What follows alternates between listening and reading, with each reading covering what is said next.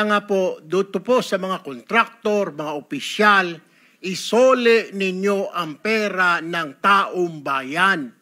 Hindi po batas ang pinag-uusapan. Wala ho tayong pakialam sa batas.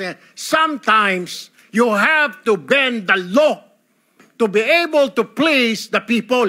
Mas mataas po ang taong bayan sa batas. Am I right, Secretary Remulla? Yes, sir. Mr. Chairman. Thank you, Mr. Chair.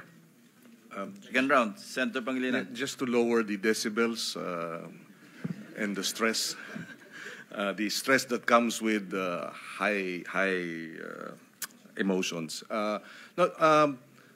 Si Ginoong Secretary Remulla, si Ginoong Hernandez halimbawa, sinurrender na sa ICI, no? Yung ilang vehicles at sinasabi niyang willing pa siyang mag-surrender ng Lamborghini. I mean, that's his voluntary act. If Engineer Alcantara will do the same voluntarily as a sign of goodwill, there is no law that prevents him from doing that. So therefore, we this restitution issue, while it is the law, does not prevent the government from being broader, mas malawak ang kanyang pag-implementa ng mga programa at mga batas